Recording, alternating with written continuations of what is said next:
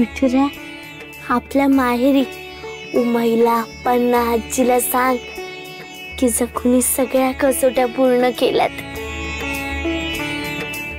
आणि ती आता तिच्या घरात आहे. सांगशील ना रे? बिचाऱ्यांना घोर लागला होता खूप. विठुरा, त्यांना सुखात ठेव. माझ्या आहोंना, सासूबाईंना, घरच्या सगळ्यांना सुखात ठेव. आणि विठुरा, ही दिवाळी सगळ्यांच्या आयुष्यात आनंदाने उजाळा घेऊन येऊ दे.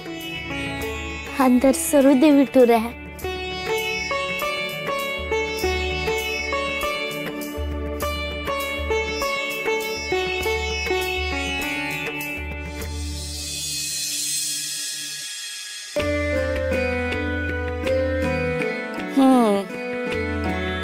आज सखूबाईंनी उठणं लावलंय तर आज स्वारी काही इकडे तिकडे पाहायची नाही.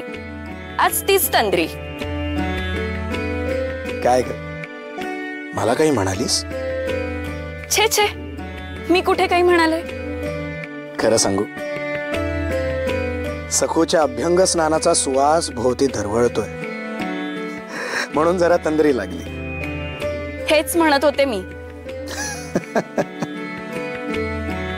आज किती दिवसानंतर सखूला असं म्हणायची संधी मिळाली, लटका राग दाखवायची संधी मिळाली. होय हो,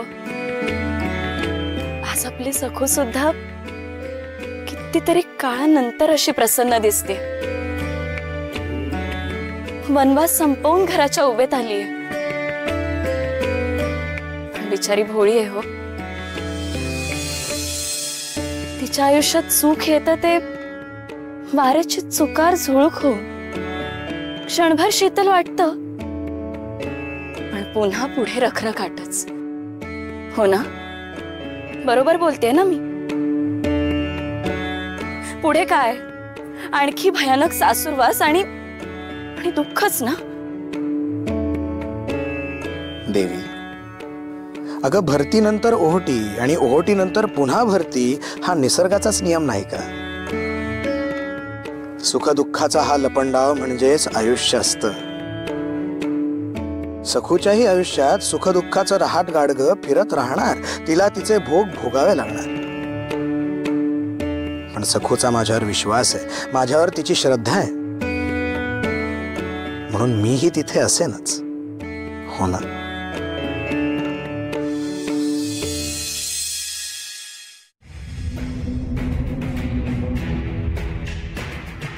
रमाई रमाई रमाई रमाई, अगं ए बाई, दिवाळीची सुरुवात काहीतरी भयानक बातमी सांगून वाईट करू नकोस. काय झालं? कशाला हाका मारतेस? रमाई, अगं सखू तिच्या खोलीत नाहीये, घरात कुठेच नाहीये. अरे देवा, आता आणखी काही नवे दिवे लावती ही कार्टी. सखू म्हणजे ना जीवाला नुसता त्रास आहे. शेवटच्या क्षणापर्यंत छळते. पण आता मोज म्हणावं खटका. दिवाळी संपता क्षणी वाजत गाजत बाबाजीच्या मठात घेऊन जाते तिला. चल बघूया कुठे आहे दिवटी.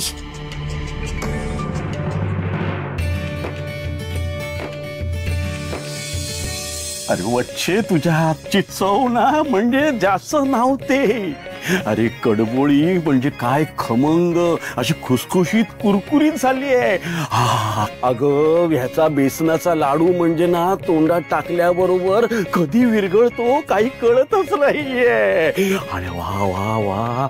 अगं ते कानवले म्हणजे ना पंचक्रोशीत कुणी कुणी म्हणून तुझ्या समोर उभं राहणार नाही. हो, ओरडा, आणखीन ओरडा, नगारा वाजवा अगदी. जिना सगळ्यांना कळेल की नैवेद्य दाखवायच्या अगोदर तुम्ही हावरटासारखं सगळं खाऊन घेतलंय ते. आणि जाऊबाईंना समजलं ना तर मग तुमची दिवाळी पहाट छान साजरी होईल. भाऊजी, तुम्ही सखूला पाहिलं का कुठे? नाही हो. काय झालं वहिनी? नाही, सखू तिच्या खोलीत नाहीये आणि घरात कुठेच दिसत नाहीये.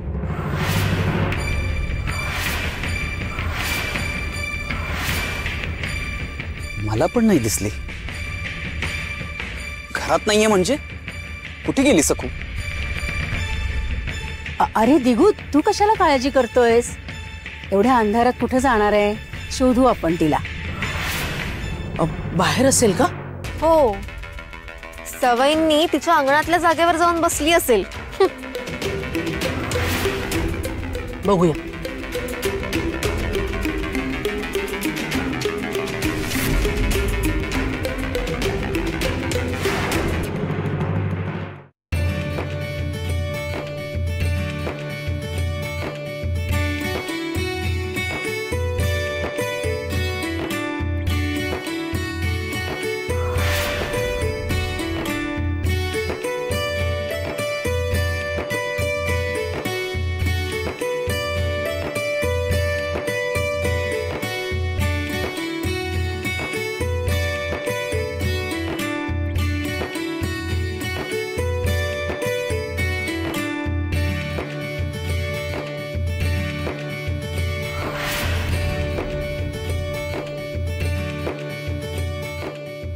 वा, किती सुंदर. सखूने दिवाळीची पहिली पहाट तर अगदी उजळून टाकली. आश्चर्याचा सुखद धक्काच दिला नाही रमाई? हो खरंय. अगं किती छान रांगोळी काढली आहेस. अरे बापरे, पण सखू, अगं तू झोपली होतीस ना की रात्रभर हेच सगळं करत होतीस? खूप प्रसन्न वाटते नाही? किती छान सजवलंय घर आणि इतके सुंदर दिवे लावले सगळीकडे. वा, खूप छान. आता वाटतंय खरी दिवाळी आहे. विनू हवा होता आज. विनूला फार आनंद झाला असता. हो, खरंय. खरंच सुनबाई, खूप खूप कौतुक तुझं. सासूबाई, तुम्ही खूप मायेने मला घरात घेतलं. तुमच्या मायेमुळेच मला हुरूप आलाय, म्हणून मी. पण सुनबाई, खरंच खूप कौतुक तुझं. फार छान रांगोळी काढलीस. बरं, पण चला आता आटपा. जाऊ बाई, फराळाचा नैवेद्य दाखवायचाय ना? नैवेद्य दाखवलंय. तुम्ही सगळे फराळाला चला. बरं बरं. दिगू जा. भाऊजी तुम्ही पण आज जा, फराळ करून घ्या. यमुना, काकूला मदत कर. शंभूबाळ झोपलाय ना, वेळ आहे तुझ्याकडे. जा जा. ए, तू कुठे चाललीस? कौतुक केलं म्हणून लगेच फुशारू नकोस. या घरातली तुझी पहिली आणि शेवटची दिवाळी आहे. सासूबाई, दिवाळी संपल्यानंतर लगेच तुझी रवानगी बाबाजींच्या मठात होणार आहे. अगदी वाजत गाजत तुला पाठवते. मग बघते कोण अडवतंय मला. खटका मोजायला घे.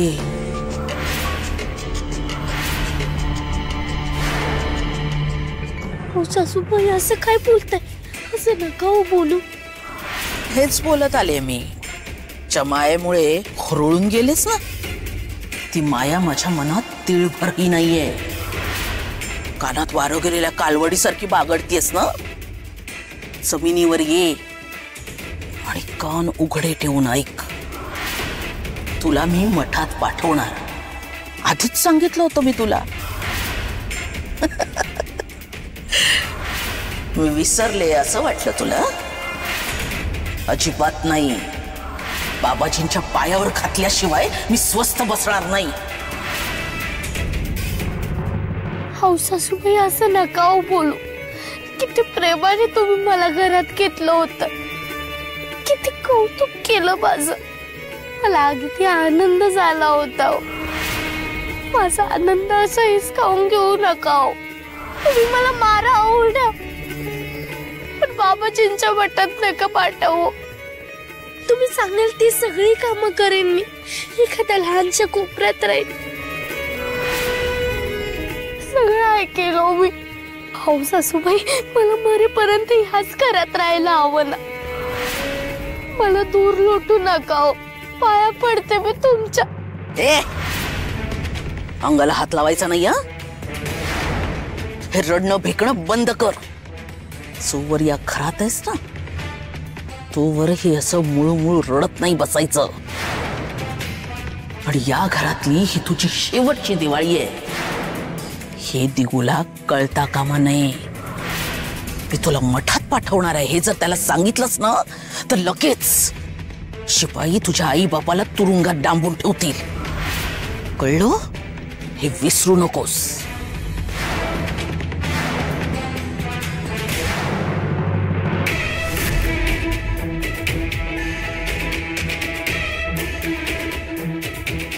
अगं माणिक, अगं काही खूळ लागलाय का तुला? अगं दिवाळीच्या दिवशी आपण दीपोत्सव साजरा करतो आणि तू तू दिवे विझवतेस काय?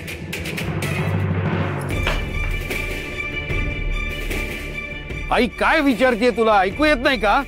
काय चाललंय तुझं? कशाला हवाय प्रकाश? अंधारच बराय. त्या सखूच्या आयुष्यात अंधार करण्याची संधी गमावलीये मी. अगं असं का बोलतीयस तू? मी एकतर सखूला नदीतून बाहेर काढून वाचवायला हवं होतं. म्हणजे आहोंना माझ्याबद्दल आपुलकी तरी वाटली असती. किंवा ते येण्याआधी त्या सखूची मानगूट धरून तिला पाण्यात बुडून मारायला तरी हवं होतं. अगं माणिक, हे काय बोलतीयस तू? तू असले नको ते विचार करून स्वतःला का जाळतेस? बरोबरच विचार करते मी. मला जर सुख आनंद आणि आहोंना मिळवायचं असेल ना तर त्या सखूला संपवण्याशिवाय दुसरा मार्गच नाहीये. तिला संपवावंच लागेल नाहीतर मला जळून जावं लागेल. दोघीही जिवंत राहून सुखी राहणं अशक्य. सखू संपलीच पाहिजे. हे बघ तू असं काहीही करणार नाहीयेस. मी वचन दिलंय तुला. समर्थ आहे मी.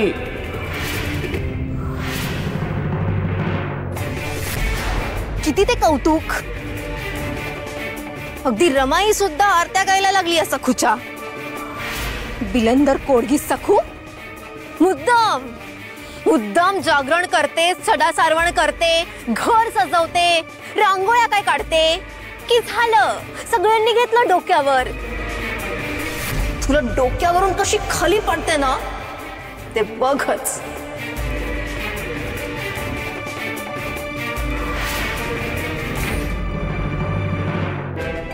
बघ तुझ्या रांगोळीचं आता कशी वाट लावते ते बघ.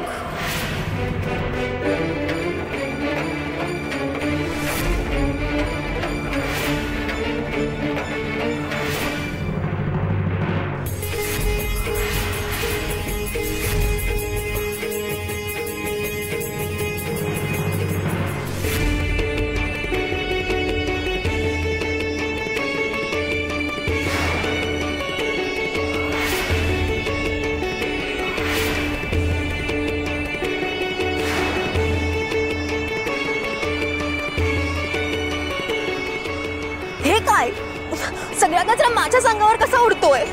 हवा पण नाहीये.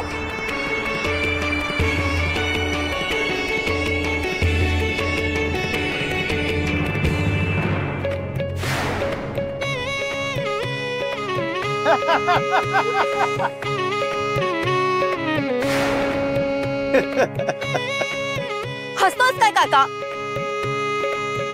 अगं तुझ्या मंदपणावर असतोय. मी मंद नाहीतर काय? अगं तुला रांगोळीच पुसायची आहे ना. मग आपल्याला देवाने 2 पाय दिले आहेत ना त्याने पुसायची.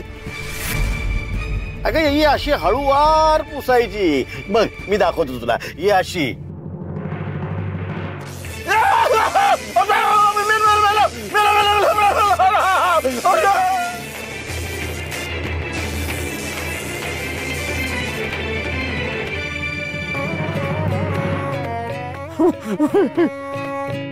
कळलं आता कोण मंद आहे ते?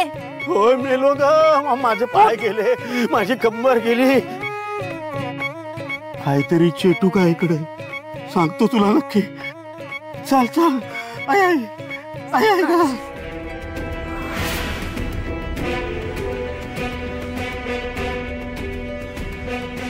दिवाळी संपल्यानंतर लगेच तुझी रवानगी बाबाजींच्या मठात होणार आहे.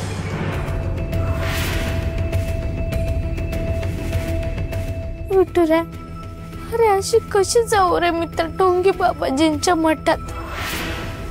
नाही जायचंय मला, अजिबात नाही जायचंय. आहा, काय तळणाचा सुगंध येतोय.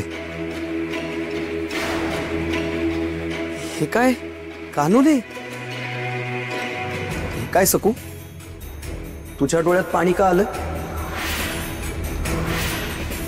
कोण काय बोललं तुला मला सांग, मी लगेच ओरडतो त्या माणसाला. सांग बघू. अहो नाही नाही, मला कोणी काही नाही बोललंय. आणि उलट हे दुःखाचे अश्रू नाहीच आहेत. अहो कधी कधी मन ते आनंदाने तुडुंब भरून येतं ना, तेव्हा तो आनंद असा डोळ्यातून बाहेर पडतो. सगळ्यांनी किती माझं कौतुक केलं, माया केली. आणि सासूबाईंनी प्रेमाने मला घरात घेतलं, प्रेमाने बोलल्या, तुम्ही सावरून घेतलं, म्हणून मला आता खूप आनंद झालाय. हो आता कशी हसलीस की कशी छान दिसतेस सखू. अशीच नेहमी हसत राहा सखू. तू घरातल्या सगळ्यांना आपलंसं केलेस, तुझ्यावर रडायची वेळ काही. सखू, हे काय परत भरले डोळे? खुळी असतो अगदी, डोळ्यात असू आणि ओटांवर हसू. अगं पण तू का करतेस कानोले? काकूनी केलेत ना. काय दिगंबरराव, बायकोशी गुलुगुलू बोलायला चुलघर बरी जागा निवडलीये. नाही म्हणजे परसदारापेक्षा ही जागा चांगलीच आहे. अगं नाही रमाई, मी ते कानोले अरे पुरे रे, कशाला इतकी सारवासारव करतोयस? आणि आम्हा बायकांच्या कामात पुरुषांनी बोलायचंच नाही, कारण आपल्याला त्यातलं काही कळत नाही. हो की नाही? नाही अगं पण ते मी दिगू, अरे काकूने केले ते खोबऱ्याचे कानोले आणि सखू करते ते पुरणाचे. आणि हा बाबा, ती स्वतःच करते. आम्ही कुणीच तिला हे काम सांगितलेलं नाही. नाही तर उद्या म्हणशील माझ्या बायकोला किती कामं सांगतात, नाही का सखू? कामात लक्ष आहे ना? जा जा जा, तिला काम करू दे. तुझ्यासाठी पण बरीच कामं पडली आहेत. आवर पटापट जा. अरे लक्ष्मीपूजनाची तयारी पण करायची आहे ना. हो, लागतो कामाला.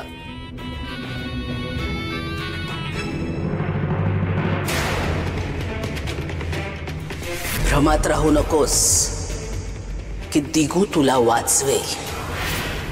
एक शब्द जरी दिगूला सांगितलास ना, तर तिकडे तुझ्या आईबापाच्या हातात काढण्या पडतील. आणि तुझी अवस्था तर पंख छाटलेल्या पाखरासारखीच झाली. किती झटपट केलीस ना, तरी उठता नाही येणार तुला. बाबाजींच्या मठात तुझ्यासाठी सोन्याचा पिंजरा तयार करून ठेवलाय. तेव्हा ओठ शिवायचे आणि खटका मोजायच्या. चुप, गप, रडायचं नाही.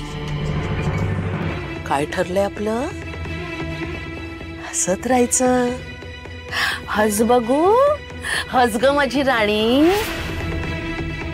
हस ग, हस. हस ना, हस.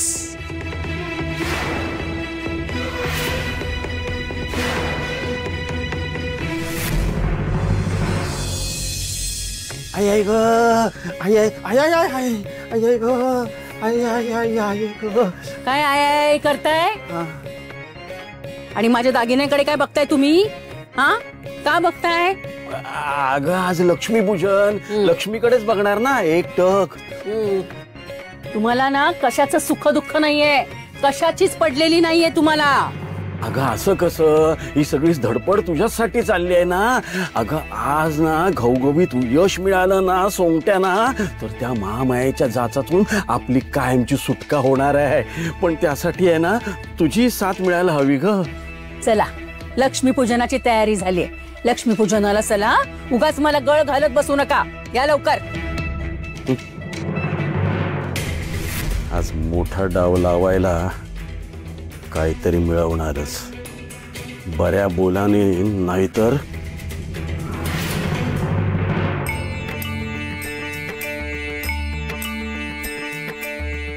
बाबाजी,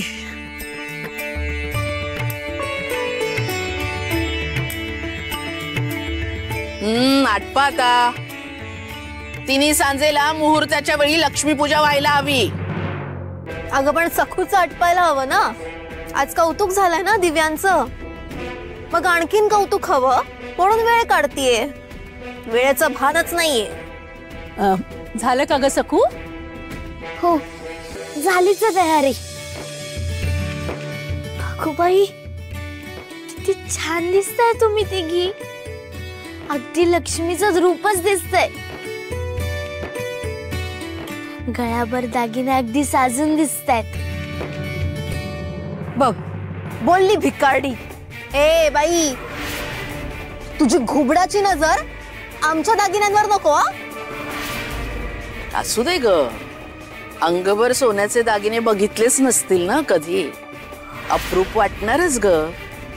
पितळ्याला सोनं आणि काचेच्या खड्याला हिरा म्हणणारी बिचारी गरीब माणसंही डोळे दिपणारच.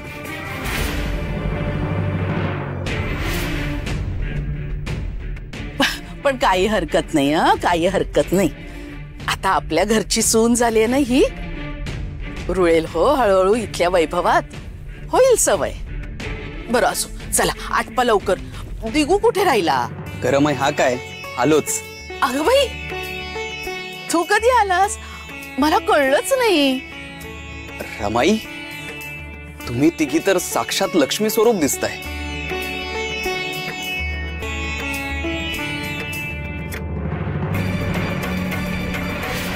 पण एकटी सकूच अशी का?